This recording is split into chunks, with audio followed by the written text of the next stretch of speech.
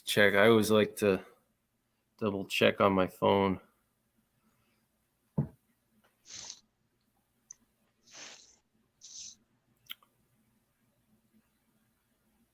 see here.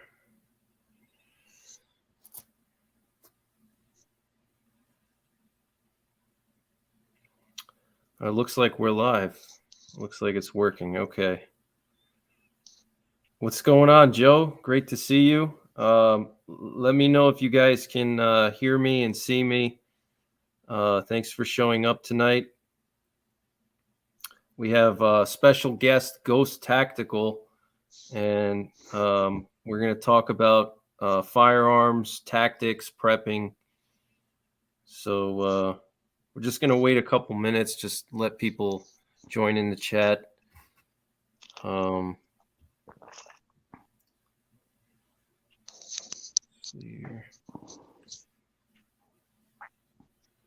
CM says I got sound and I'm good to go.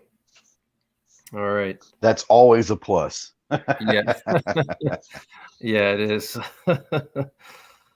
Yeah. I guess we could just get started then. So I guess for those of the people out there that aren't familiar with your channel, do you want to just kind of explain a little bit about your channel? What do you do on your channel? What are your passions? What are your interests? Yeah, the channel I started back in 2017, honestly, kind of on a fluke. I shot a lot of IDPA competition shooting back then, and I was getting ready for a match, I think in Texas, maybe Oklahoma, but I think it was in Texas. I live in Arkansas, by the way. So I was getting ready for a match, and if you've ever been around anyone that's at a range is preparing for a competition shoot, we practice and train a little bit differently because we have to do a lot of different things in a competition shoot. So I was out there getting ready. I typically went in the afternoon because nobody was there. I didn't have to worry about anyone else at the range. But there was a guy that was down there shooting his gun on there at the other end. And I was doing my stuff, and he kind of like slowly walked down. He was like, "Hey, man, like, what are you doing?" Because I was working on draws, I was working on movements and all of that stuff. And he was like, "What are you doing?" I was like, "Oh, I'm getting ready for this match and all that." He goes, "Oh man, I've always wanted to kind of do competitive shooting." And I was like, "Yeah, you should. It's great. Great community, very welcoming for beginners and all that. It makes you a lot more proficient with your guns and all of that." He's like, "Man, you should do a YouTube video on that." And I'm like, "What are you talking about?" And he was like, "You should do a video." I was like, "No." And he's like, "Yeah, you should." So literally my first video was like the worst ever. I was literally like, holding it with my hand selfie style. And I basically just kind of went over like my gear that I was using at the time for IDPA. And next thing you know, like I've got like, it's funny now, but back then I was like, I had like 20 views on that video. And I was like, there's people watching this stuff. Like, what in the world's going on? And so I did a couple more, and almost 6 years later, it's like, holy cow, this is a thing now. So, yeah, my channel everyone's channel evolves over the years. And in 6 years, I started out with a competition shooting, trying to get more people in there. And then, my big passion in the gun world is concealed carry. So I do a lot of concealed carry videos, a lot of drills, a lot of training stuff, or not necessarily concealed carry, but personal defense, home defense. Doing a lot of that stuff. And I had to focus a lot on the guns that I typically shoot and own are guns that I would probably carry. And it's kind of trying to give people options about concealed carry, trying to, preach the gospel of everybody being their own first responder and first defender and their own warrior to protect themselves and their families. So that's kind of where the channel is now. Obviously I do a bunch of gear reviews. I've gotten into long range sniper competitions in the last year or so. So I've done a lot of that stuff, and obviously the gear report, the gear reviews and all that. And then I started doing podcasts, and it started out as Tactical Tuesday. And it's turned in now, rebranded a few years ago, but it's now every Tuesday night we have a live show at 7 Central. It's called the Armed Citizen Podcast, and we bring people on. You've been on several times with me. And we talk guns, we talk a little bit about whatever, about the culture. And the biggest thing that I want people to go is if someone happens to stumble upon my podcast that's maybe not pro-gun. I'm not saying they're anti-gun, but maybe they don't know. I want them to understand that all of us are just normal, like everyday people. We have a real job. We're not trying to be operators out there in the real world. We're not trying to get into gunfights. We're responsible gun owners that take, self defense and personal protection very, very seriously. But we're the same people that, coach softball and soccer, basketball with you. We go to the, Walmarts with you. The same guys and that already. You might not know that we've been carrying a gun the whole time. And so we want people to understand there's a lot of misconceptions about what gun people are. And that's kind of what we try to do with that podcast is talk guns and have fun with it, but just try to have fun and let people know that, we're normal people. And then a couple years ago, I started a podcast called the Jarhead Podcast. And it's not just about Marines. Obviously, it's called a Jarhead, but I'm a Jarhead. I'm a Marine. But I bring in like SEALs and, Army Rangers and different people. And we tell stories. And the purpose behind that podcast is to tell the stories because everybody likes the stories, but we're really trying to help out the men and women in uniform right now that are deciding whether or not they're going to get out of the military and then try to help them on how we've maybe succeeded in life to some extent with using what we learned from the military to make us successful in civilian life and to let them know they have options. So that's kind of where I know it's a lot of stuff and I talk a lot. I'm sorry. But I got a lot of shoes and a lot of hats that I'm wearing, but that's the gist of what we do here at Ghost Tactical. Okay. I thought your channel was around longer than 2017 for some reason, but that's actually the same year I started mine, believe it or not. Oh, really? Okay. Yeah. Nice. So, thanks for that explanation. And I'm going to ask you some questions about, the Marines and stuff. Right on. Let's do it. So, well, first of all, what were some things that you loved the most about the Marines, and what are some things that like you absolutely hated, if there is such a thing? Yeah. Oh, there's plenty of stuff I hated. Stuff I love, the brotherhood. I mean, it's still. I think the Marines are above and everybody other branches. Not saying we're better than other branches, but above all the branches, we're the ones that take the brotherhood probably the most serious. We have our motto is Semper Fidelis, always faithful. We always say once a Marine, always a Marine. So you'll never really find anyone say they're an ex-Marine. They'll either say I am a Marine, even though they've been out 20 plus years, or I'm a former Marine. But there's no such thing in the world as an ex-Marine. I love the brotherhood. I love the camaraderie. I love the fun stuff we got to do. Repelling, jumping out of flying vehicles and shooting. I don't know if I'm going to say this, and shooting some badass guns. What kind of stuff did you shoot besides just like regular small arms? Did you get to shoot like grenade launchers and all that? Oh yeah, so we got to shoot the Ma Deuce a lot, which is awesome. The 50 cal, the M60, the M240 Bravo. That was a great gun. Yep. The Mark 19, which is maybe the greatest gun ever. Just saying, it's a fully automatic. Oh, you're getting me lying now. I can't remember if it's 20 or a 40 millimeter grenade. But it's a fully automatic grenade launcher that can reach out to hundreds and hundreds of yards. It's a tank buster, basically. Wow. Those things were fun. And you just see stuff exploding downrange. It was awesome. MP5s, AKs, 47s, and 74s. We had to do some foreign weapons training before we went somewhere. And a lot of it is most people in the world that aren't American typically use AKs. Yep. So you had to learn how to utilize an AK because if your weapon system goes down or you go Winchester and you're out of ammo and you're in that fight, well, you got to be able to pick something off the ground and at least know how to utilize it. So all that stuff was pretty cool. That's the first time I ever saw a fully auto AK. It was pretty awesome. That sounds cool, man. Yeah, some of the stuff you hate, MREs. They're not very good. Let's just be honest.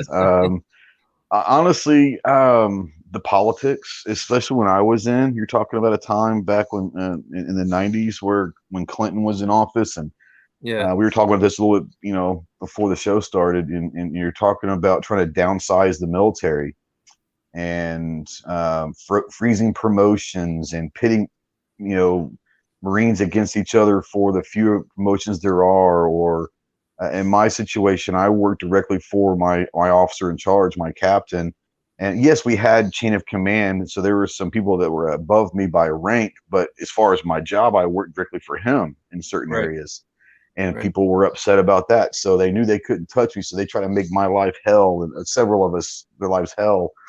Um, the politics, it's pretty bad in the military. It is what it is, but that's really probably the worst thing about the military is the politics. It can be very, very political. That's good to know. Yeah, I think Obama tried to cut the military too. Didn't he do like that Yeah. 50% cut or something like that, if I Yeah, remember? you know, well, you had so many people that volunteered and enlisted after 9/11 that I mean, it was a huge military force. You know, everyone wanted to go over and kill terrorists and all of that stuff. So you had a flood of people after 9/11.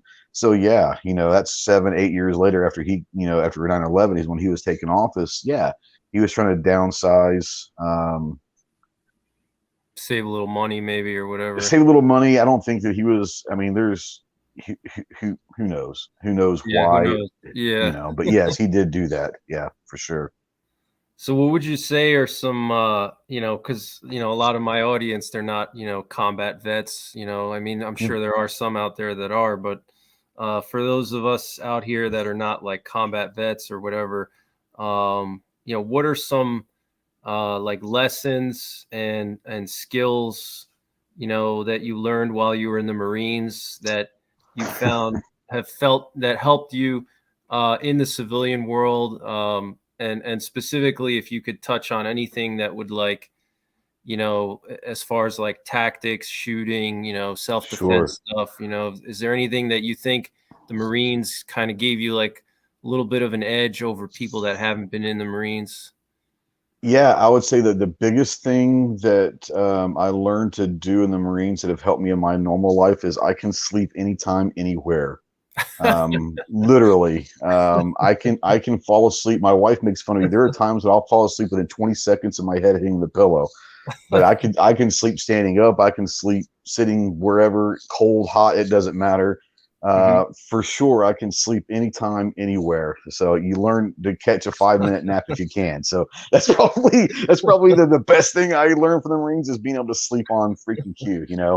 Yep. As far as tactics and all that. So here's the thing.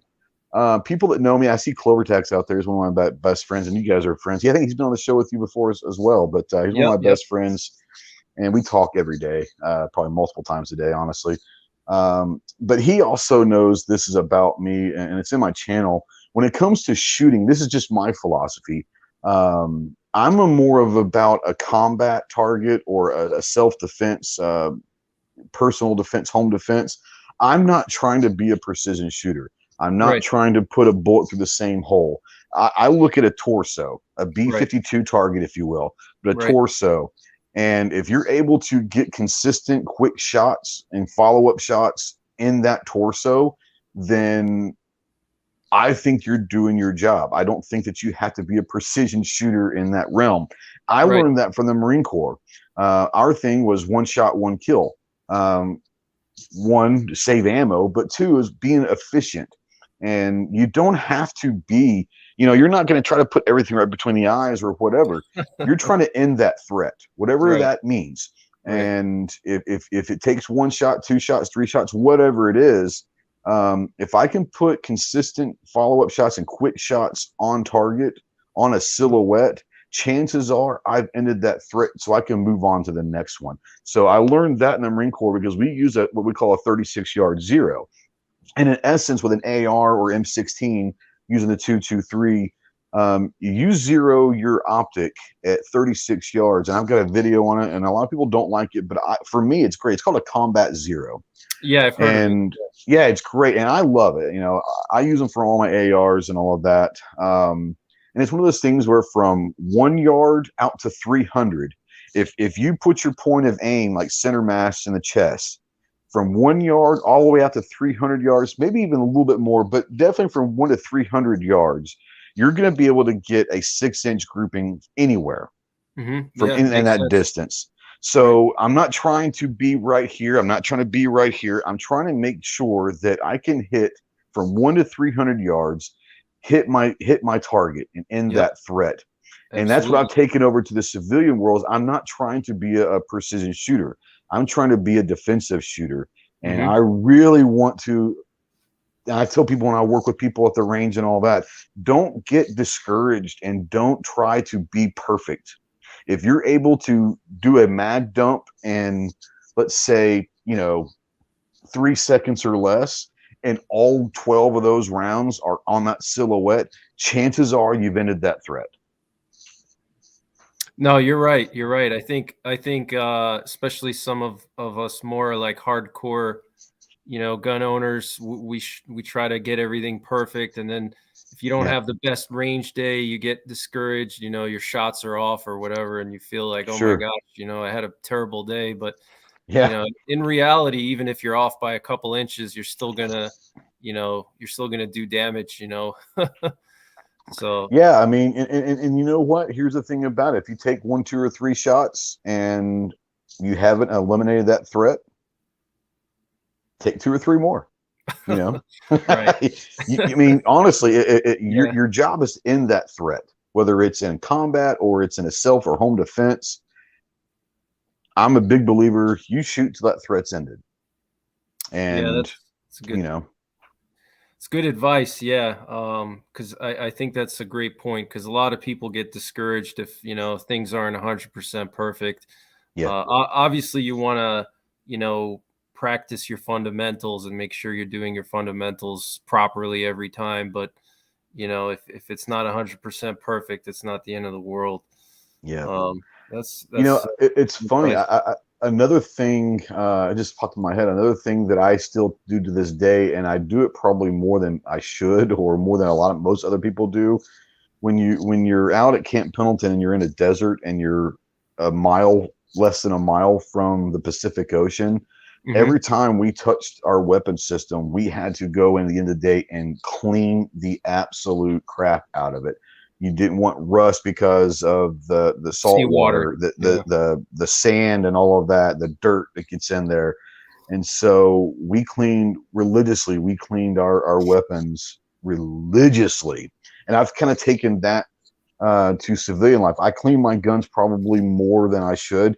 I don't clean them now as much as I did a couple few years ago. I used to every time I went to the range before I left the range, I cleaned my gun at the range. I don't Wow. necessarily do that all the time because that Wow. just takes. I realize I wasted Takes so many time. minutes of my life, that I'm never going to get back.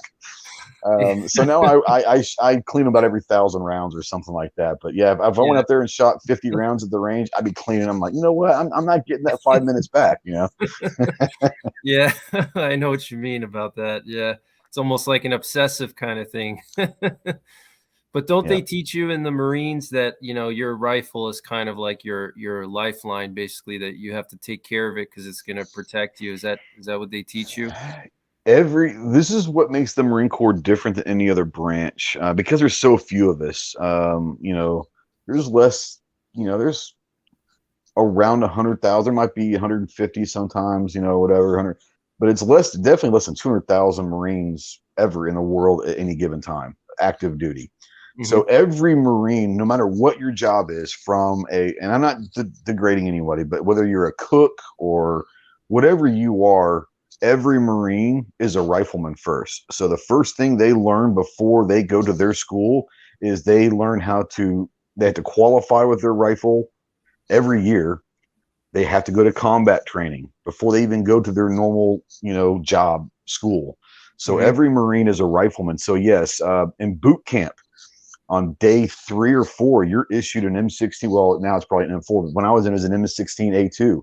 You took Wow. that with you everywhere you went. You slept with it everywhere you went for the next 13 weeks. You took your rifle with you. So yes, it was an extension of your body for sure. That's definitely a good thing to instill in an army, or um, Mm-hmm. in an armed force. Um, So that's some good insights there. Thanks for sharing that. Yeah, absolutely. Let's talk a little bit about concealed carry because you said this is Yeah, one of your favorite things. yeah. What are some general recommendations you would give to people that want to start carrying or just got a handgun and they just started carrying? Just like general advice to someone like that. So, I live in a state now in Arkansas where we have constitutional carry. Now I think there's 26 states that have constitutional carry, which means you don't necessarily have to have a license to carry. Now, I still have my license. I actually have an enhanced concealed carry permit here in Arkansas, even though we have constitutional carry. But I tell a lot of people, especially in states that you might have to wait a month or 6 weeks to get your permit, that's a perfect time and a perfect place to start carrying inside the house. Most people that are new to carry, they're nervous because they're not used to having that holster on their hip or wherever they're carrying. Right. And they have to learn how to draw. They have to learn how to get used to sitting down in chairs, driving in cars with that holster on. These Yep. are all things that people have to learn that they don't think about. They just think about carrying the gun. And Right. so I tell people, like, before you go out in like the public and actually carry, take a month and just carry around your house. Get used to it. Sit down in the sofa, drive in your car with it, and just get used to, maybe you have to adjust when you're sitting down in your car or whatever. Those are the things. And then you also have to understand, for generalities, the one thing that I see a lot from new carriers is when they're out in public and they're new, they're always kind of like reaching back every now and then and just making sure that gun's there, and they touch it and it's like, Right. bro, like, that's the whole point of concealed carry. You don't want to give away your tactical edge. You don't want anyone to know that you're carrying. And I think, oh, I don't want my shirt to come up. I don't want people to see it, or I hope I'm not printing. Right. No one's looking. Like, Right. Yeah. No one no really. one's walking around the No. grocery store looking at someone's hip and say, I wonder if he's carrying a gun. I wonder if he's carrying a gun. They're not doing that. Maybe people So like us. yeah. So don't do that. Don't walk around touching your gun in public all the time, and that's just something you have to get used to. But Yeah. on the actual side of carrying, I'm a big proponent of training. I love training. There are people that don't necessarily, I'm not saying they don't believe in it, but they don't think that you should have to have training. I don't think that it should be mandated, but I think Right. everyone, especially if you're going to carry, go take a concealed carry class.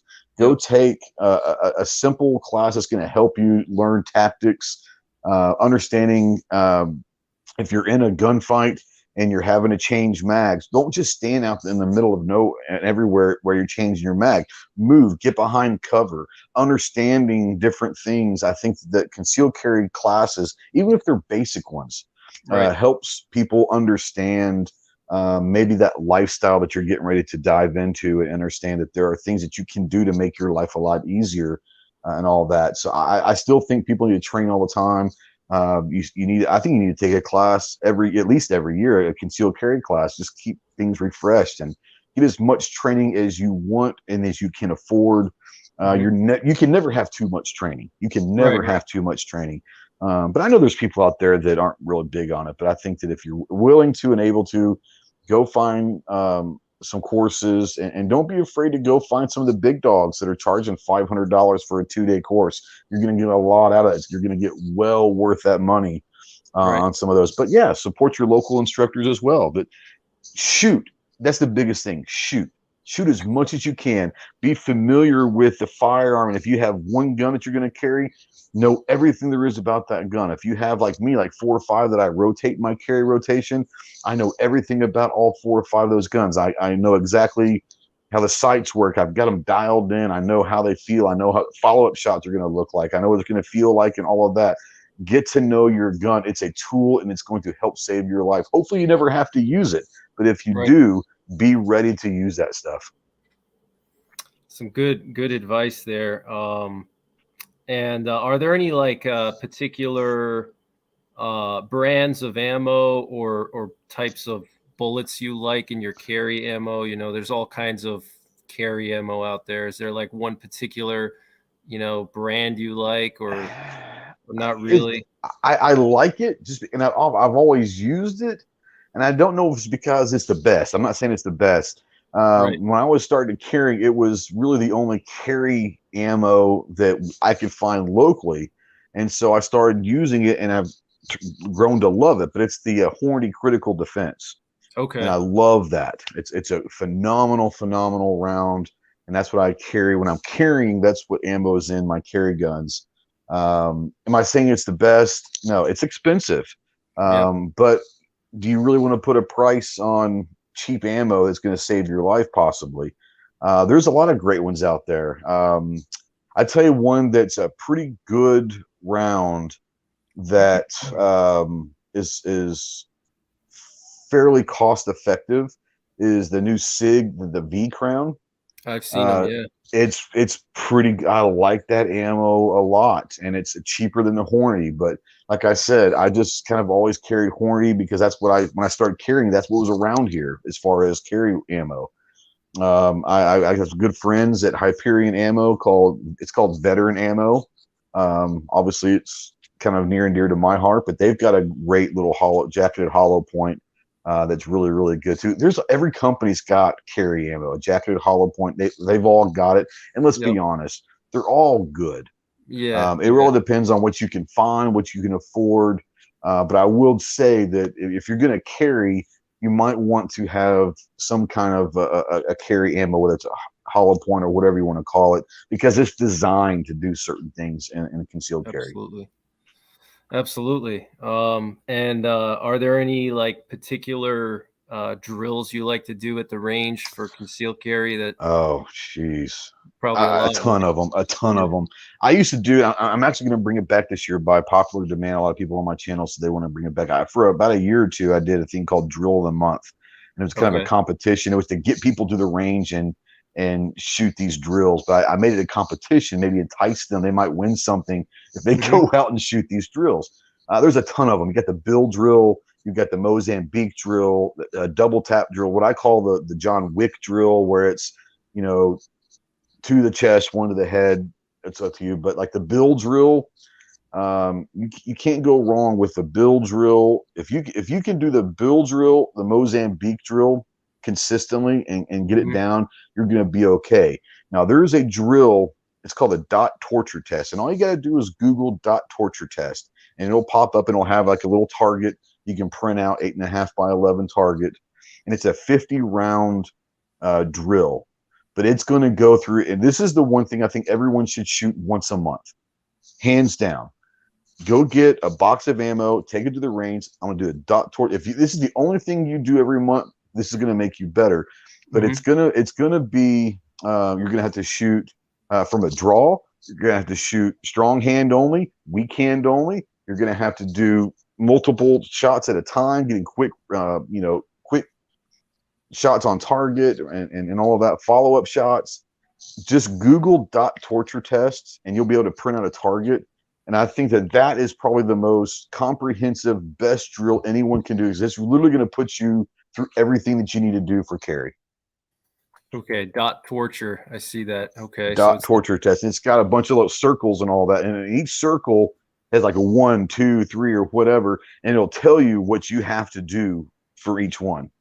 oh, I think I've seen you do a video with that. I think Yeah, I've I seen that have. before. Yeah. Yeah. Yeah. I think I've seen that one. Yeah. And It's kind of and like I didn't come up with any of these. I'm just saying, it's a phenomenal drill. It's probably the best handgun drill ever created.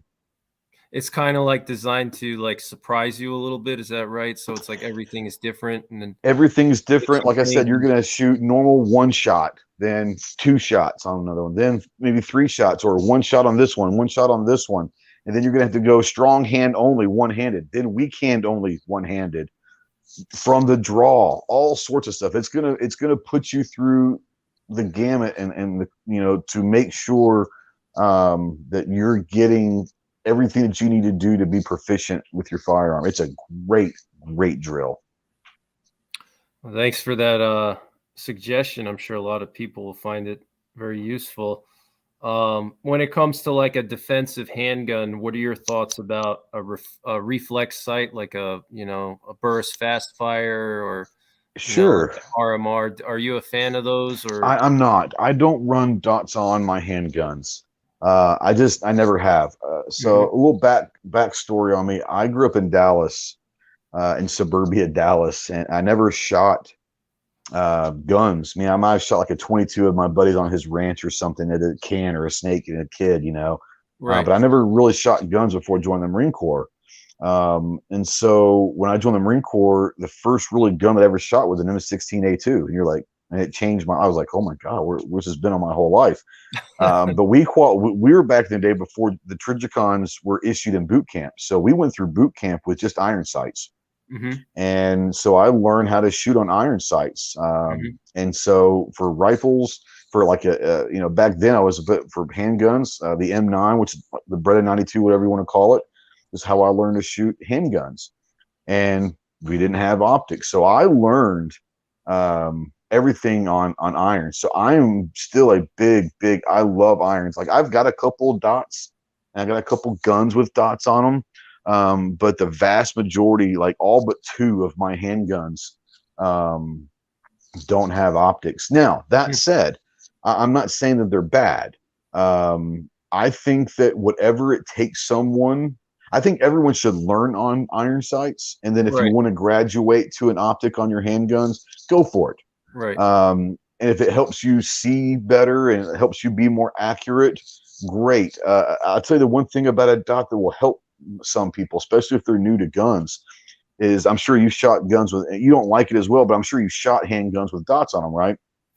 Yeah. Yep. When you present, if you don't present the same way every time, you have to go searching for that dot. Yep. And Yep. so, what I will say about having a dot on your gun is it's going to train you to present the same way every single time so that you can pick up that dot. So, that's a Right. good side of things. But I don't particularly like it, but I have no problem with it. I think if it makes Hmm. you better, it makes you more confident, makes you more comfortable with a dot on your handgun, then who the hell am I to judge you? Do it. Right. Right. It's 100% going to make you better. I just personally don't like it.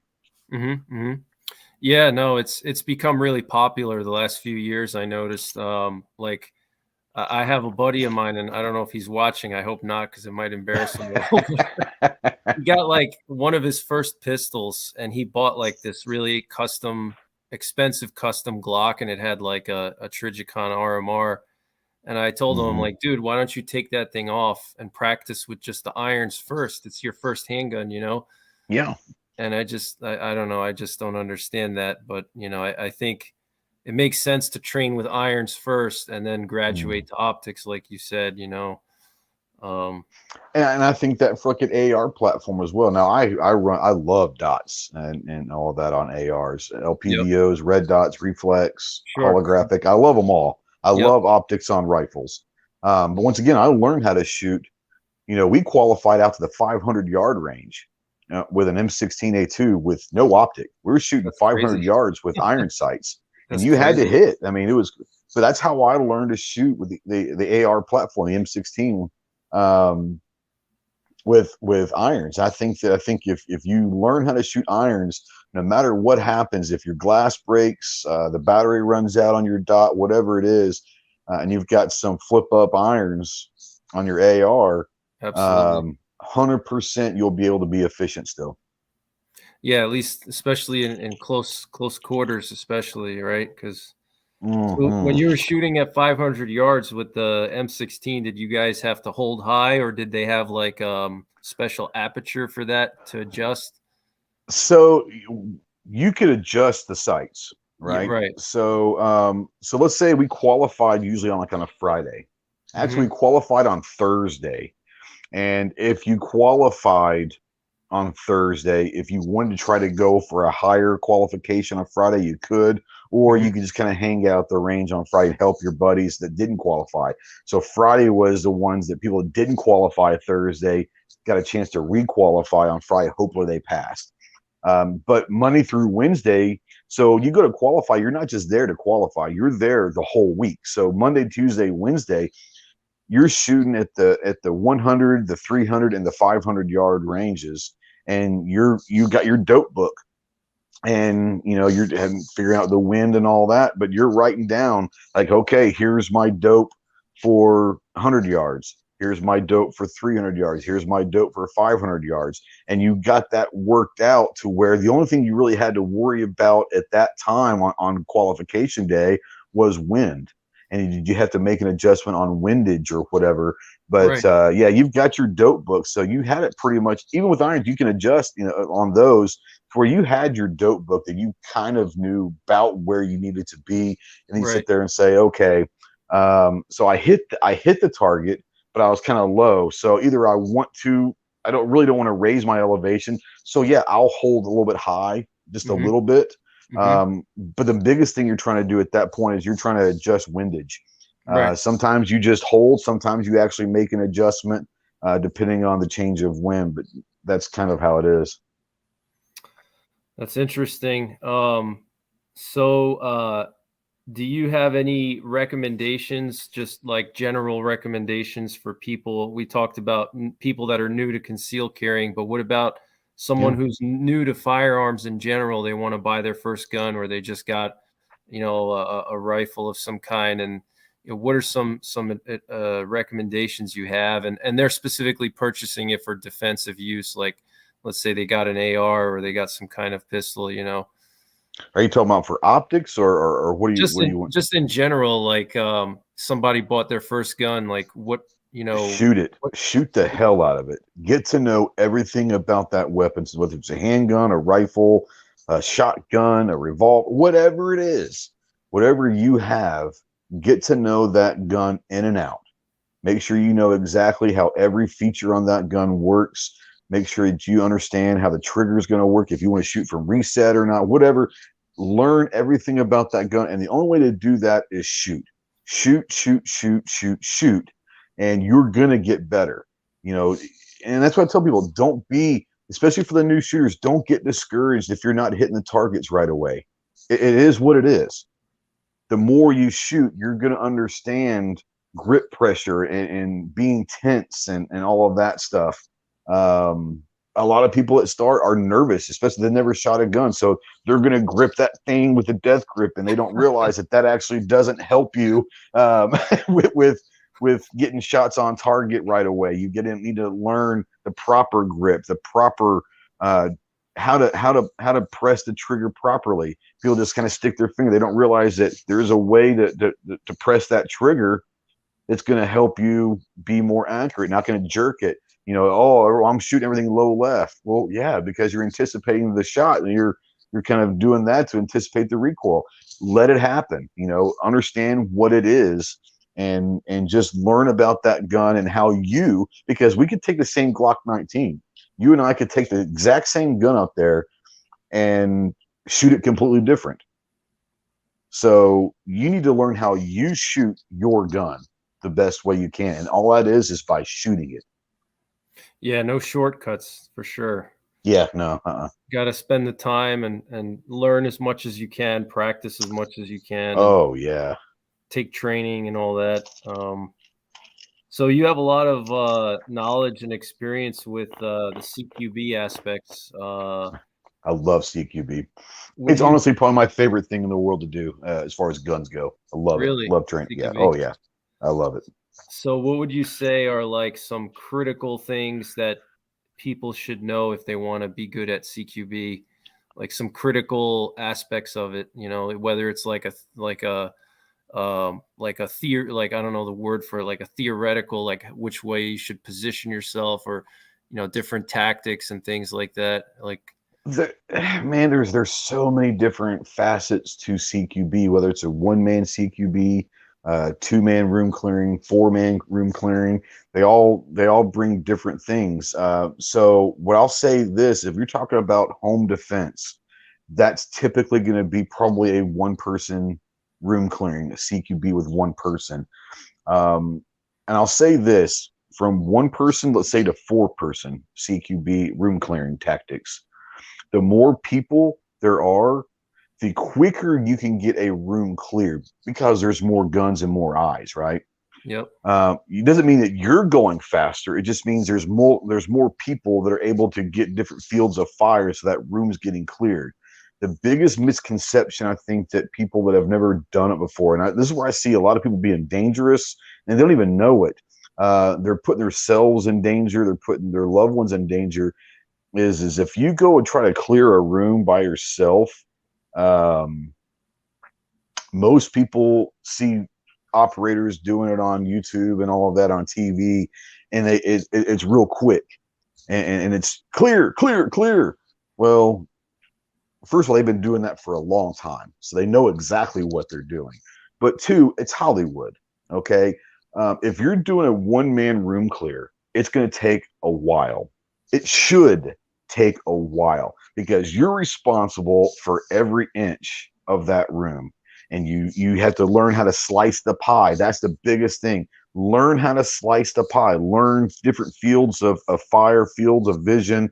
Know before you enter a room, is there part of a room before I enter that door? Because we call that doorway the funnel of death. If you get stuck in the middle of that door, there ain't nowhere you're going, and they can just light you up, right? So the first thing you want to do is footwork. You want to get through the door as quickly as possible. Right, left makes no difference. You're going to go right or left and get out of that doorway. And then you're going to clear that first corner, and then you're going to kind of start doing this. But here's the thing. If you're doing a one-man room clear, before you enter that door, especially in your home, you know your house more than the intruders do. You Right. shouldn't need to have any lights on. Right. You should be able to walk through your room with no lights on whatsoever, because you know how your house is set up. You know where the couches are, where the chairs are, Yep. all that stuff. So you don't Faucets. turn any lights on. Yep. Absolutely do not turn your lights on in a home defense. Maybe if you have a light in your gun, you want to have a light or something you can identify the threat before you take that shot. But if you turn the lights on, you're taking the advantage away. But okay, so I digress. I'm sorry. I love this stuff, bro. I could talk for hours on this. So if you're going to clear a room and you're before you go into that door, you're going to be on the side of the door. You should be able to like kind of slice that pie into that one little crevice or that corner that you can Mhm. see from the outside, and you can clear that area. There should be at least one area that you can say, okay, there's no one in that corner. I can't see that corner, but I can see that corner out of my door in my bedroom. So you know what? I can see that that's clear. That's where I'm going to go because I've already cleared that in my mind. So you're gonna kind of go slowly and slice that pie until you know that that one area is clear. So that when you come through the door, I'm going to that direction where I know that that's clear. There's nobody in that corner right there. Then you have to get there and you start slicing the pie. You start scanning. You start scanning and you're looking for threats. Okay.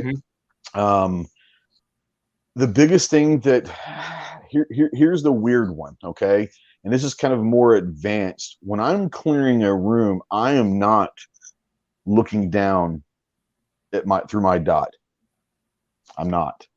I'm Mhm. looking right on top of my optic, Right. because if I'm looking through my optic in a small, all I'm seeing is that funnel view. Even if Right. both eyes are open, you're still focusing on that small view. So I'm here when I'm going. My eyes are directly over my optic because I know if I'm here and I practice it enough, I don't necessarily have to use my optic to get a shot on target. Right. It's so close. Yeah. It's right there. Yep. And so I'm scanning right on top of my optic. Now, if I have to go into it, I will. Most of the time, I'm looking right on top of my optic. So I have both eyes and I can see everything that I can see without focusing on a dot. Right. I Right. think that's a lot of things that people don't understand. Now, you might have to go with your dot to get used to it until you get proficient enough to where you can just point and aim, knowing your mechanics are good and you're right there. You're going to get Mhm. shots on target. But Mhm. eventually, you want to be able to utilize your vision. You utilize your vision as much as you can in Mhm. CQB. The best thing for CQB is and it's old adage for everything. Slow is smooth, smooth is fast. Mhm. Mhm. Get through. The only thing you want to do quickly is get through the funnel. If you get through the funnel quickly, then everything else, especially with one person, you want to make sure that you're going as slow as you need to. Okay, Mhm. don't go any faster then you're able to take all the information. I think too many people try to rush through it and get through that room clearing, and they're going to miss something. They're not going to see something. They're next thing you know, they don't have a second chance. Right. So take your time. Understand that in a CQB situation, your biggest asset is your mind and your eyes. Hmm. Be under control mentally to where you're not people, you know this. People Hmm. start getting freaked out, they speed everything up in their lives. Everything speeds up. Be under control, control the situation. They're in your house. You know everything there is about this house. Keep the lights off. Make them learn where the chairs and all that are. Make them make the mistake. Right, right. Many times they might give away their position, so you won't even. 100%. What are your thoughts about, like, let's say you're clearing your house, Mhm. you have a weapon-mounted light. Do Yep. you think that if you're, let's say you're going around your house, you have your lights off, and you got this 1,000 lumen bright light and you're going room to room, is that gonna give you away? What are your thoughts about that? Like. The one thing that drives me nuts when you watch movies, like, they're all in the dark and they've got their lights on the whole time. Yeah. First of all, that's stupid because here's the thing. When are most home invasions going to happen? Middle of the night, right? Yep. So you're waking up groggy from sleeping. Your eyes are already adjusted to darkness. The last thing people don't understand, if once your eyes get adjusted to darkness, you can see great in the dark. You don't need lights on. That's what I'm saying. Keep the lights off. If you're walking around with the light, two things are happening. First, your night sight, your natural night sight is gone. It's gone. Okay. Two, you're giving up your position because all they got to do is, hey, where's that light coming from? Right? Yep. You're giving your position away. So this having a and I have on my I have a little AR9, the one that's in the thumbnail Mhm, that mhm. you use. That's my little Yep. AR9. That's my home defense gun. It's right by my bed. Mhm. I take it with me in my truck. That's my personal defense like rifle. I have a handgun, but I'm going to use my handgun to get to that. Right. Right, right. First of all, I've got 30 rounds of 9mm in that thing. I'm good. Right. Um, it has a light on it, and yes, you want to utilize that light. There are areas that you have to use that light to identify. Is that Right, what is that? I see something over there in the corner. Flash that real quick. In and out, in and out. right. Okay, nothing there. Okay, I can move on. Boom, boom, boom. Now, here's the wonderful thing about a weapons mounted light, whether it's on a handgun, rifle, whatever it is. The light itself can be a weapon, especially if you get one of these crazy ass 1,000 lumen lights. If you shine that at 7 feet or 10 feet into someone's eyes, they're going to do this, Yep. right? So, what does that do? One, you're identifying that person. When you find a silhouette of someone and you're deciding if that's a threat and you want to take that shot, you're going to shine your light at them first to identify, right? The second thing that's probably going to happen is they're going to do this, right? So now, if you have to, that's giving you a chance to take that shot. Well, they're blocking the light out of their eyes. But three, what people don't also think about, if they are carrying a weapon and they do this, you're going to see their hands right here. You're going to know if they've got Right, a weapon in their hand. So you're identifying the threat. You're identifying a weapon. You're identifying a lot. But that weapon itself that light can be a weapon in itself. mhm, I'm not saying that you want to go out and try to shoot someone because honestly, here's the thing: if someone's in my house and they're a threat, they're going to go down. right, But ultimately, as a human being, if you can identify a threat and they know that you're ready to take that shot, they might just run away. And everyone lives to live another day. Because here's the thing: we don't know their situation. I'm not saying there's good people out there, but there are good people that are in desperate situations that need to steal stuff or they're yeah, you put in a never know. situation. We Yeah, don't know what they that could just be, situation is. drunk or stupid high, and they don't even know what's going on. Exactly. And so, obviously, if you have to take that shot to defend a life, I'm willing to take that shot. But Right, that doesn't necessarily ending the threat doesn't necessarily mean killing someone. Ending a threat means they leave your house. They right. run out of your house and say, oh, "Fuck that, I'm out." Yeah, yeah, yeah. Cool. Yeah. Everyone lives. They're probably not coming back to your house because they know that you're going to shoot them if they do, right? So you've ended that threat. But no, a lights. Well, I will say this also about lights is if you're going to, if for some reason you need to kind of like light up a room, Hmm. okay, I would not take your light and shine it directly out. Okay. If you're in a low ready, Uh-huh. shine your light on the ground. A Right. 1,000 lumen light is going to bounce off the ground and it's going to light up the room enough for you Where to you see can what's see. going on. If you're in the high ready, shoot that light up to the ceiling. It's going to bounce off the ceiling and it's going to light up enough for you to identify what's going on. Very rarely do you need to point your light because what are you doing if you point your light directly at somebody? You're pointing your muzzle directly at somebody also. What if Yep. that's your daughter that happened to get up at 2 o'clock that needed a glass of milk and you didn't know that? And now Right. you're pointing the light and your muzzle Right. at your daughter. That's a good point. Stay in that low ready or that high ready. Point up to the ceiling or point up to the ground until you identify what's going on. If you need to, boom. You practice enough. I should go from low ready to right there, and I'm on target, and we're ready to rock and roll. Hmm. That comes to practice a lot, though. So there's a lot of things that you can do to still be safe with your weapons handling, and utilizing a light is great, but utilize it the right way. Don't just go through a house with a light constantly on and Yeah. you're basically flagging everything and everyone that's in that house. You don't know who's there. It might just be your kid. Right. Right. Yeah, that's a good point. You want to be cognizant of what you're doing with your light. You don't just want to blast it everywhere, and you know, Mm-hmm. probably good to take some courses too, because a lot of this stuff Absolutely. you could train a lot of this stuff at home too. I mean, you don't necessarily need like a live fire range. You can practice a lot at home too, right? Is that something you do, or? 100%. 100%. You can, my wife doesn't like guns. She's never shot one. Hmm. Now, when I go somewhere, she has a gun that I put by the nightstand. It's loaded, and if someone comes in the house, she's going to take care of business. But she doesn't like guns. She grew up in a society overseas that they don't have guns, Hmm. and so Hmm. she doesn't want. She's like, "Don't take me to the range. Don't ask me. I don't care. I don't care that you have them. It's not going to be part of my life." Yeah. So there are times when like she goes to the grocery store or she's somewhere and I'm by myself for 5 or 10 minutes. I'll go grab my gun and I'll Hmm. clear my house. It could be sunlight. It doesn't matter if it's daytime out there. Right. You're working on mechanics. Right. Clear your house. She says that she just sent me a text. She says, I keep a gun with my best in because you broadcast that you're going to be gone somewhere. That's probably fair. That's probably fair. But yeah, you can clear your house. I think you should clear your house.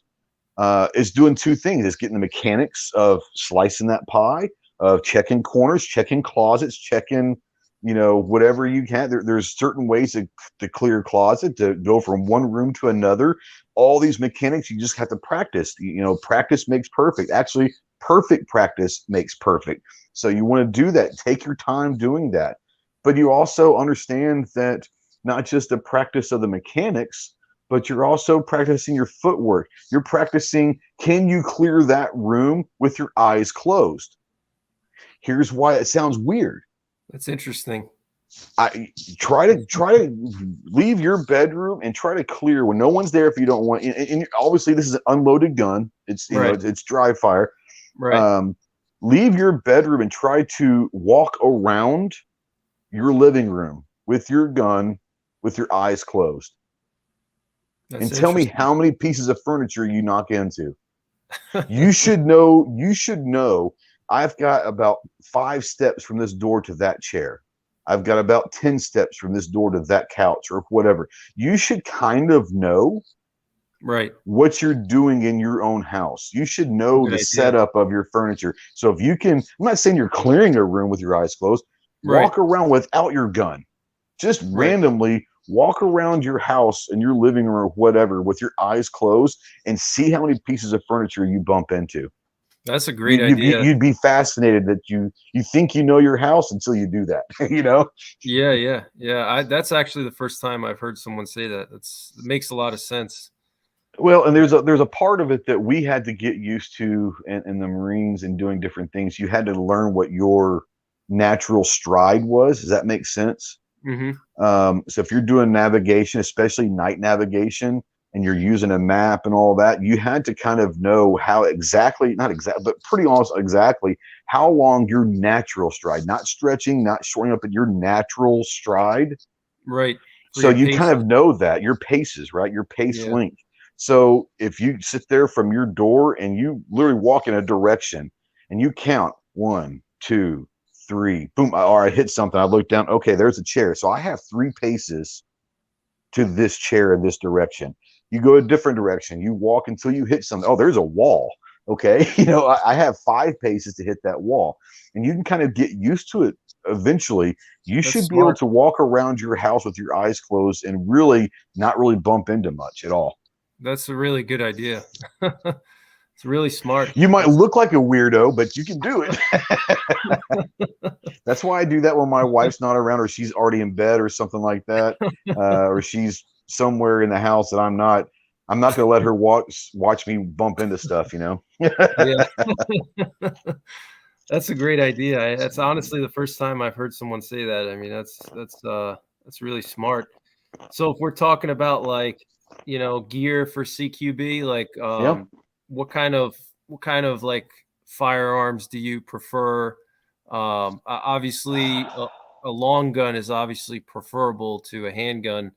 Would you agree with that?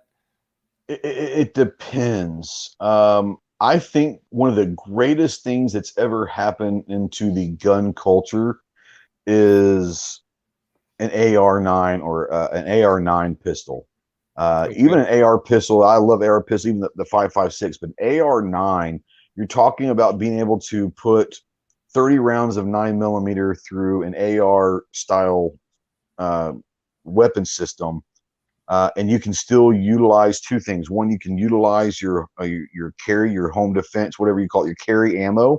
That Hmm. hornady critical defense can be loaded in that home defense gun, so it's made for that kind of thing.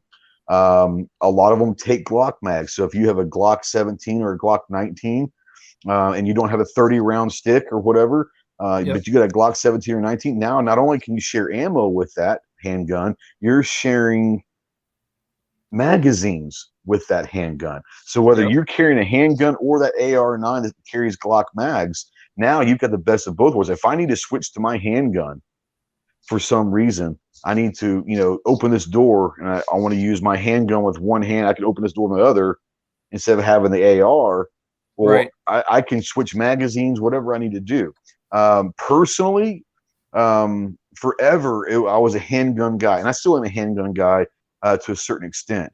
But Hmm. now, AR-9 pistol. I run a 5.5-inch AR-9 pistol, um, and I sling it. And I've got a 2 point sling, but I'll just kind of throw it over my neck, so it's almost like a 1 point sling at that point. Right. But at that point, if I need to drop it to pick somebody up or grab something or whatever, or go fisticuffs with someone, that weapon system's still right there. Right. It's Right. still right there, and I can pick that up and go to town. Um, I can use it with one hand because it's a smaller AR pistol. I can still use it with one hand. Hmm. I can go two hands, whatever. That for me, and I'm not saying it's right, but for me, if you're not going to use a handgun, go with like an AR-9 pistol.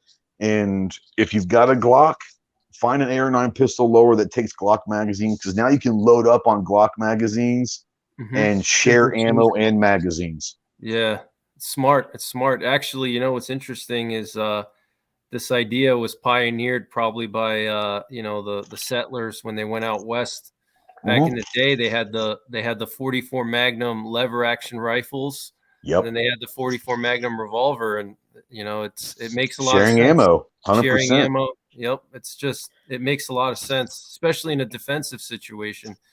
Because you could. Yeah. Go ahead. Go ahead. Yeah, like if let's say you run out of ammo for your long gun, you can just take a mag out for your pistol and put it in, and you're good to go.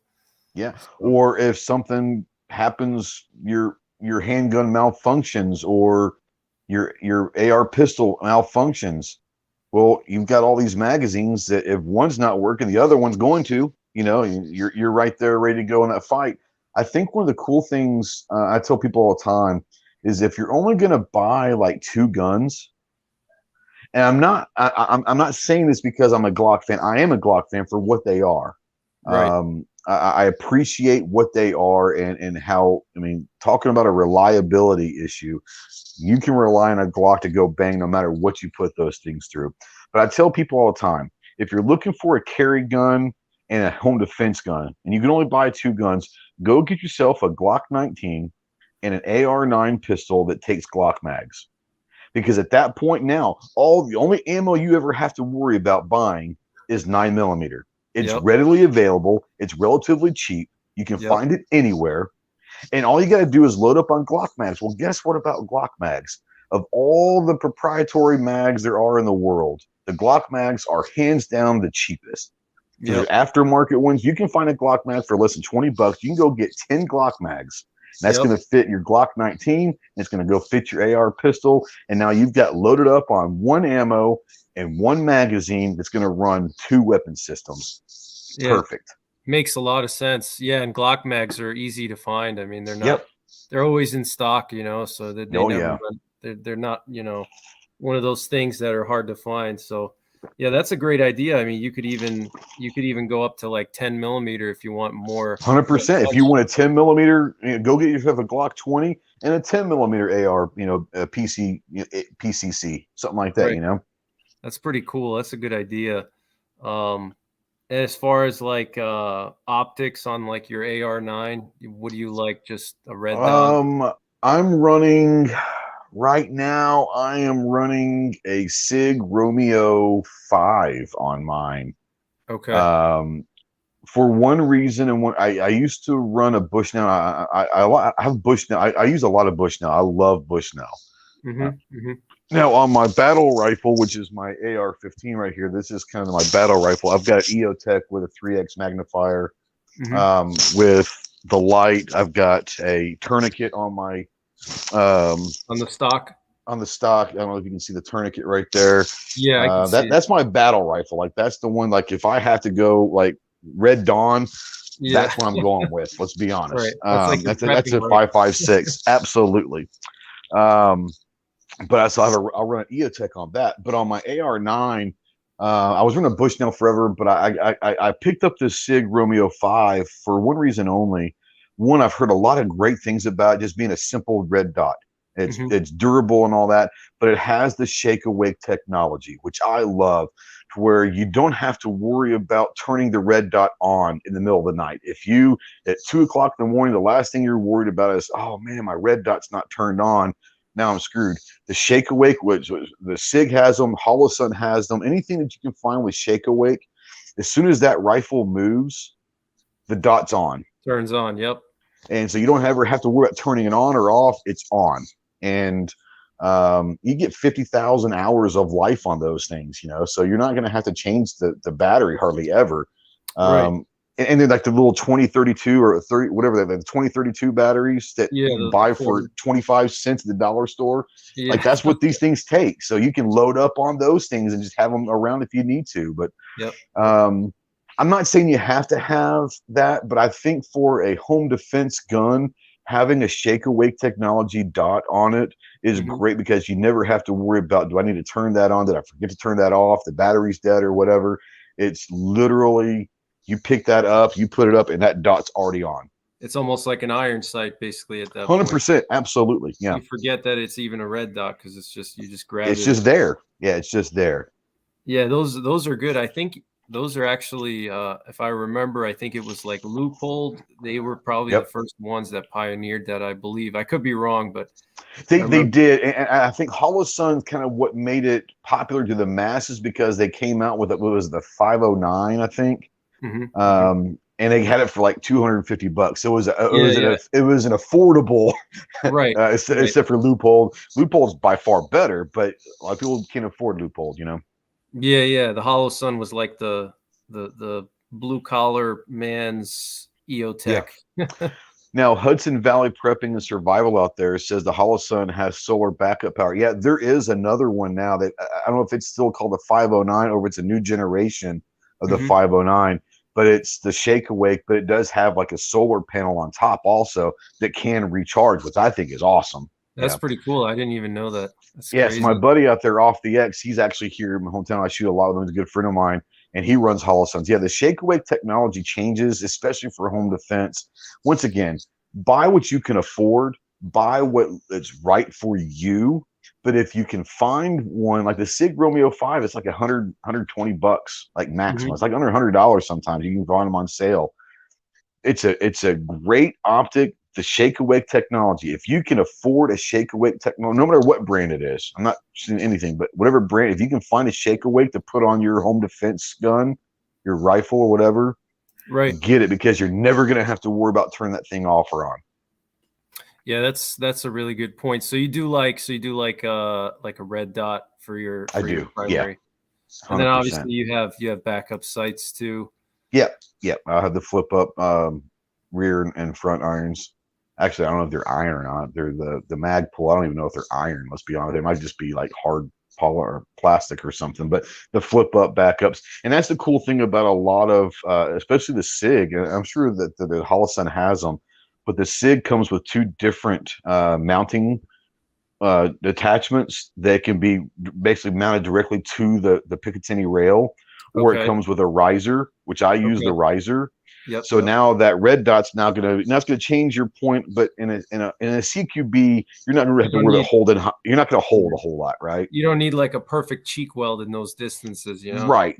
So it's going to be an inch or two riser for that red dot, but in the middle of it's clear. It's open space, so you can still have your flip up sights up at all times. And if you need to go to irons, you don't have to worry about your red dot riser has given you that room to see down your sights without having to worry about the red dot being in the way. So that's a cool thing as well.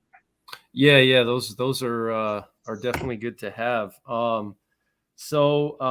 Do you consider yourself a prepper? I know there's like a lot of negative connotations with that word, but you know what I mean. Do you prepare for a No, disaster? I think I think that people that say that's bad connotations, they don't I don't think they understand what Yep, prepping is. yep. For what the general term of prepping is, I do not. I'm not. When I'm saying that is what the average person that doesn't know much about it, they think stocking up on canned goods and water and having enough food and stuff for 6 months at a time for survival. I would like to think that we've got enough food in our pantry that we can survive Last a for a little while. while. Yeah, But it wasn't on purpose. Does that make sense? Like we're yeah, yeah. not stocking up. Now, are we prepared? Absolutely. Are you prepared with ammunition? Yes. Are we prepared with flashlights all over the place and have a ton of flashlights? Yes. Do we have water? Yes. You know, we can get through probably a week easily until we can go and pillage whatever we need to pillage from wherever we got to pillage from. But no, I mean we can survive life for a while, absolutely. But I would not say that I'm a prepper in the generic term. Right. Are we prepared?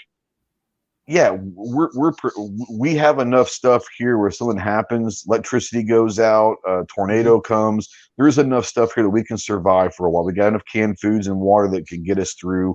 We Hmm. also have a 50-acre pond that our Wow, property that's backs up awesome. to. So I've got a life straw. Water. Yeah. Water's not an issue. Yep. I've got heating sources. I can boil that water if I need to. Water is not an issue. Hmm. We're going to have plenty of warmth. In survival school and cold weather training that we went through, shelter, food, water, and heat. Usually it's shelter and heat, what we learned the most important because you can find food and water, Yep. but you need to be able to have a shelter, whether it's a tent or a tarp or a jacket, whatever, Cave. and a Yep. heat source. Right. You've got those two things, everything else can work for you. Hmm. Hmm. Yeah, you got a lot of security skills too. So I'm sure you probably, have you ever like, what do you live in the country or more like city? Yeah. Suburb? You No, live out. no. I live in the mountains of rural Arkansas, man, and Okay. I love that. Growing up in a big city, being in rural Arkansas now is kind of a cool place. Now we live in a town. Our town's got probably about 7,000 people, with the county's got about 15, 20,000 in it. So I mean, we've got the Some people, yeah, Walmarts and all that stuff. yeah, But yeah, where my house is, we live on top of a hill, right. So it's and high ground. I'm high ground already, bro. And we have a 50-acre pond right down from our property. Like, you know, you had to walk down a hill on our property. We got a 50-acre pond right there. It's got fish in it. I don't like fish, but in a red dawn scenario, I'll eat the hell out of some fish. You know, Yeah, yeah, sure. water and food are not a problem. You know. Yep.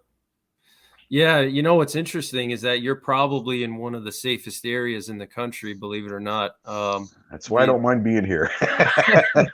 it's actually like if you ever study like prepping books, like best Yeah, places to live if you're a prepper.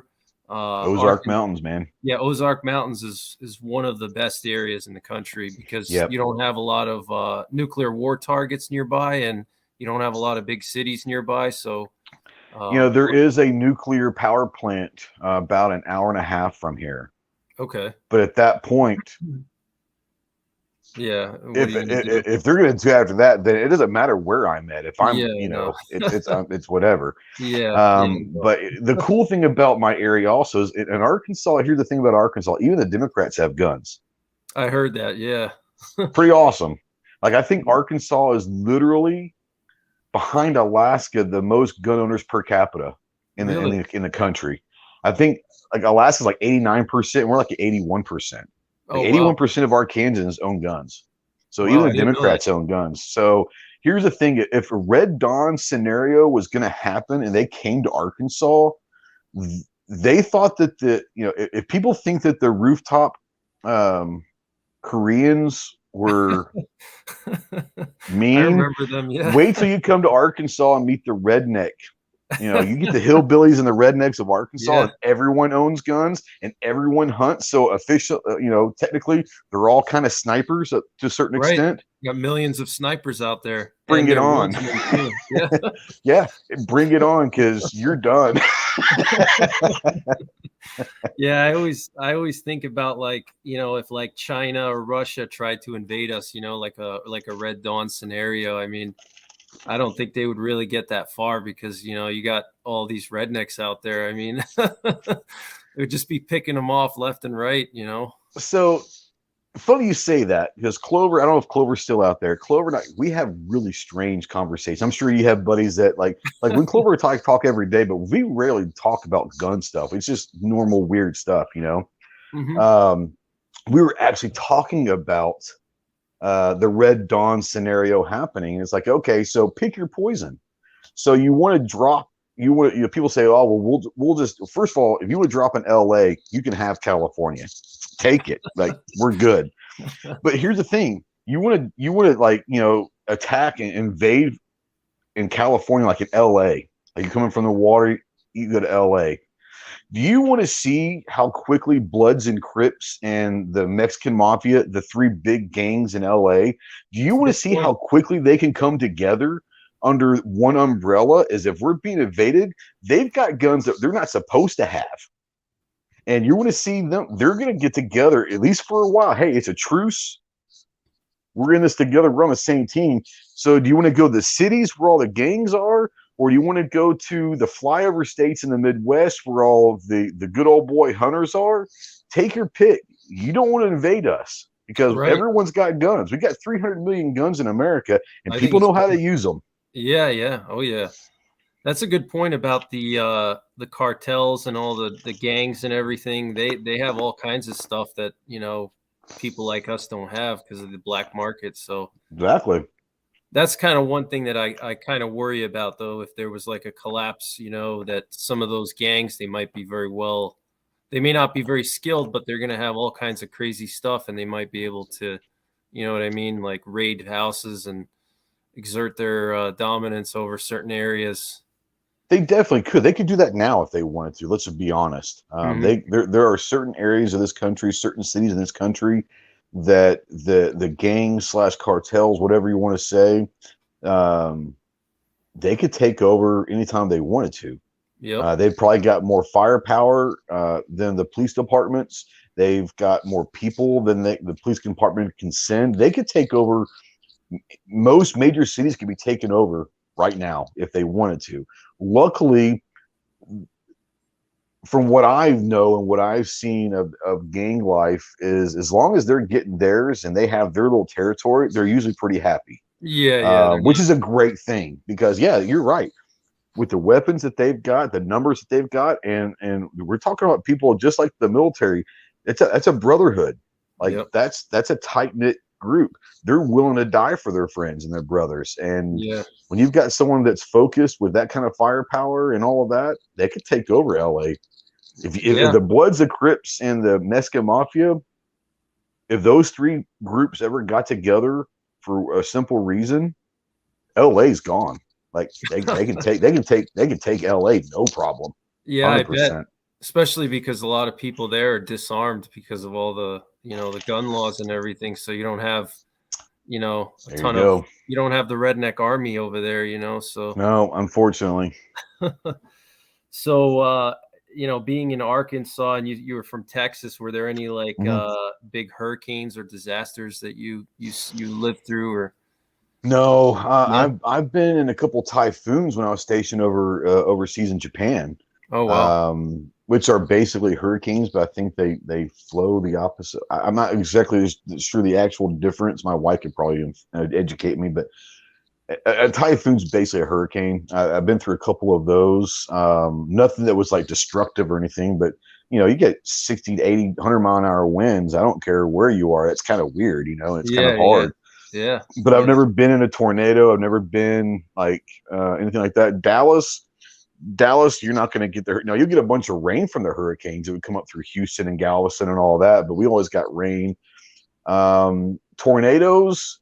Um, so Tornado Alley wasn't too far from Dallas, called Wichita Falls, and that area is Tornado Alley in Texas, and that's where they all are. They never really made their way to Dallas very often. And here in Arkansas, we have tornadoes all over the place. We have them like 30, 45 minutes from us all the time. But once again, so not only do we have a 50-acre pond here, but the town is got a massive lake. Okay. And it's one of the biggest lakes in Arkansas. So you're Okay. talking about lakes and surrounded by mountains. So Breaks up the tornadoes, that tornadoes. breaks it a lot of it up. Yeah, So we yeah. get a lot of heavy rains, got straight line winds, a lot of heavy rains and all that.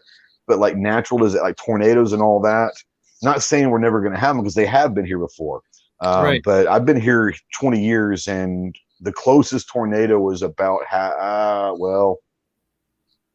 okay, we had one a couple years ago. That if you drew a straight line from my house to my friend's house, it's about 3 miles, but it's Okay. about a 15-minute drive, 20-minute drive Hmm. um, over and around the mountains and all of that.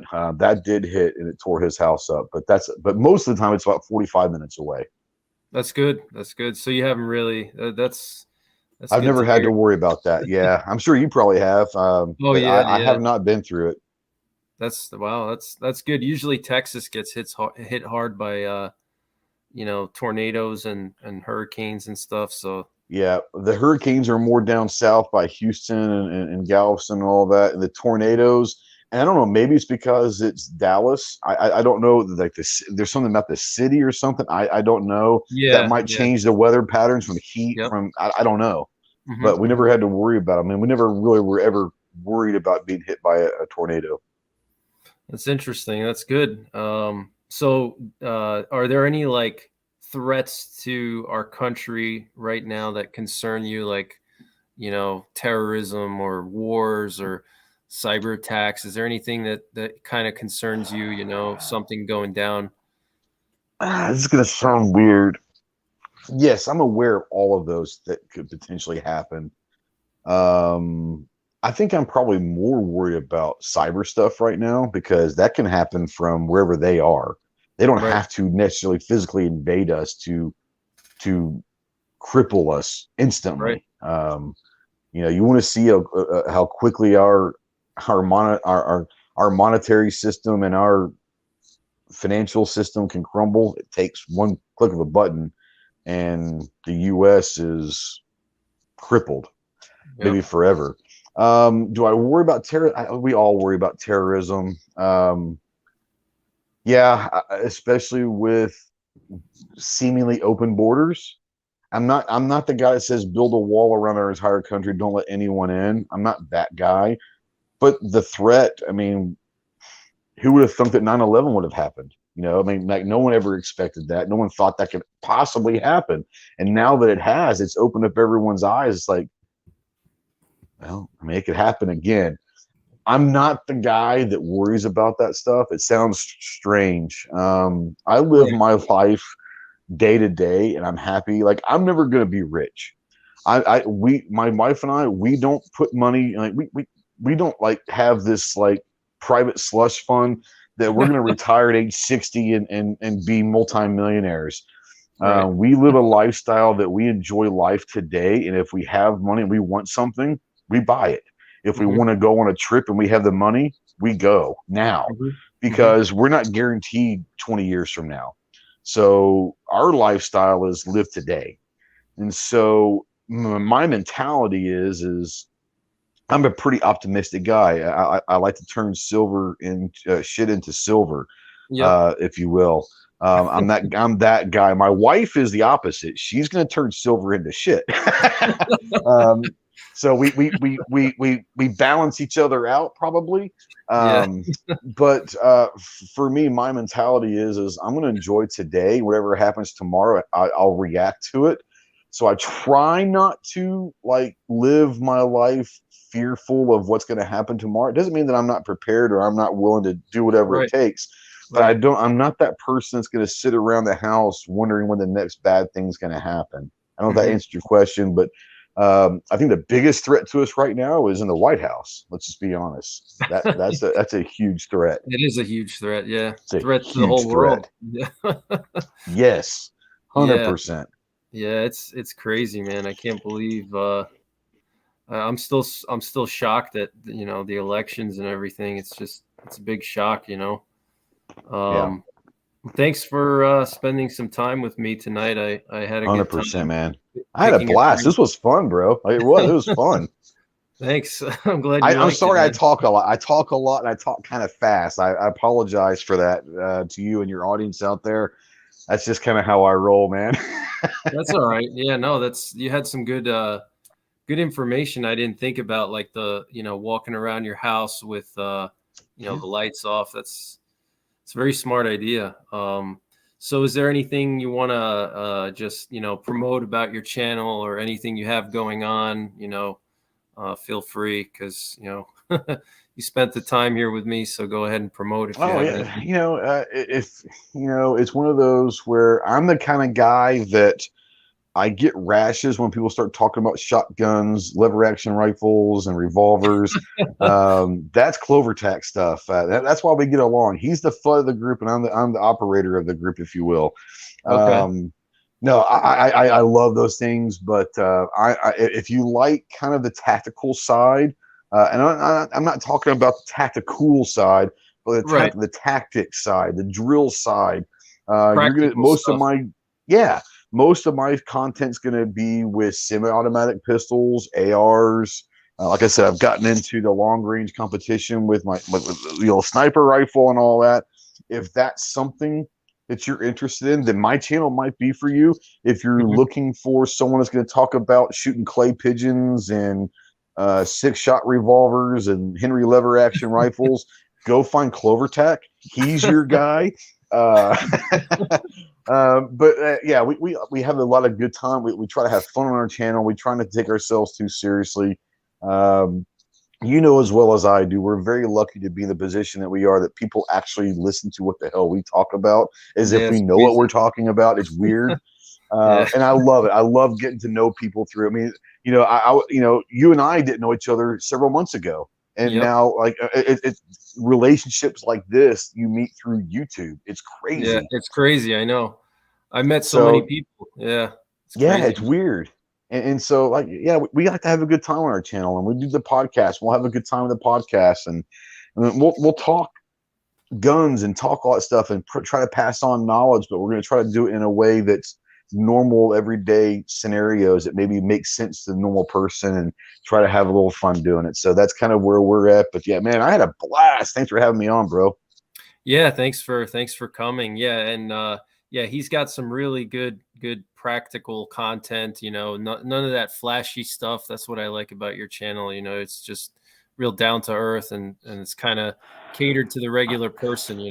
I try to be, because we're all normal people. I mean, Yeah. like I live in a rural part of Arkansas and have a normal job, and once again, we're going back to who we are as a community, where I think that the people that don't like guns or don't like what we do or don't like the prepping side, the survivalist side, they just don't understand who we are. So if we can push the message out that we're just normal people Normal that you've people, yeah. probably known your whole life, you just didn't know.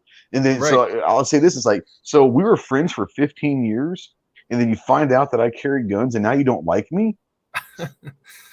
Like, I'm the same guy, you know. So that's what I'm trying to do is have fun, let people know that, hey, man, we're just little people trying to live our lives, enjoying our freedoms that we have as Americans, and we're not trying to push our stuff on you, so don't try to push your stuff on us. Exactly. Yeah, that's one thing that I just never understood about people that have an issue with guns. It's like, if you don't like guns, just don't buy them. Don't buy them. It's like, why are you trying to impose your lifestyle on other people? It's like, it's Yeah, a free country. You should be able to do what you want. That's just one of the things that right. it just How is doesn't. that? How is that hard for people to get? You know, I Yeah. don't understand. Like, I don't care that you're like. So here's the thing. Like, not trying to get political, but like, I'm fiscally pretty conservative. Mhm. But socially, like, I'm pretty liberal. Like, I Mhm. don't care who you marry. If Right, you right, want to marry a man or a woman or whatever, dude, as long as you're happy, like, right. do you. Do you Don't bring it to exactly? my house. Don't force it on me. But be Right, happy. Like, do what you want to exactly. do. I don't care if you're a Democrat, Republican, Libertarian. I'm a constitutionalist. You Hmm. know, I take the Constitution quite literal, and I believe that it's the greatest document ever written in the history of the world. I still believe that, but I'm not going to force that on people. I don't. If you don't believe that, that's on you. Your Now, what I choice. can do is have a conversation with you, maybe plant some seeds that Right, maybe right. you go home and say, well, you know what? He had a couple good points. Maybe I'll go find out more information. I've done my job. I've planted a seed. What you do with that seed's up to you. Yeah, that's a good point. Yeah, planting those seeds is important too. That's definitely a good thing. Literally and figuratively. So here's the thing. I need to have you back on the podcast, because the prepping side, like, I've done some prepping videos, not prepping, Mhm. like I said, it's a different being prepared, learning certain skill sets to survive. You have a I lot of think that's a survival part of stuff. prepping. Yeah, but I I've think that's seen, a like, part of prepping, don't you? I of mean, course. Yeah. but I think that my audience, I think they would have fun of, you've come on and talked about different stuff with what we've been talking about on the podcast, but I need to have you on and let's have a prepping, like a straight up prepping conversation, because I need to learn more. And I think there's other people out there that watch my stuff that would be able to learn a lot from you for sure. Oh, I would love to. Yeah, we can set that up whenever you want to do it. Just let 100%. me know. Anytime you want to, yeah, like 100%. Like, we can do that whenever, because I think that there's a lot of information that, once again, we're talking misconceptions of what terminology means versus what it's perceived to mean, you know? Yeah, yeah. It's just like with gun owners, everybody has like that stereotype in their head, like, a prepper is somebody that, watches Alex Jones and has a tinfoil hat and They're that, or they've got 200 buddies up there in Idaho in a compound waiting for yep. to overthrow the government. Come on, guys, you know? Yeah, Timothy McVeigh stuff. Yeah. Right. Yes, yeah, it's yeah, there's a lot of stereotypes and No stuff. offense to anyone in Idaho. I didn't mean that like saying people in Idaho are crazy. I've got friends in Idaho. I've got Marine brothers that live in Idaho, but it was just, that's kind of what Yeah, people yeah. think. Oh, man, these guys they're just waiting to overthrow the government. Come on, man. We just want you to leave us alone, if anything, you know? Yeah, exactly. Yeah. That's all we're asking for. Yeah, so thanks for showing up, and Right looking on, bro. forward to going on your channel, and 100%. And I guess till next time, I'll see you guys later. And thanks for showing up in the chat. Appreciate it.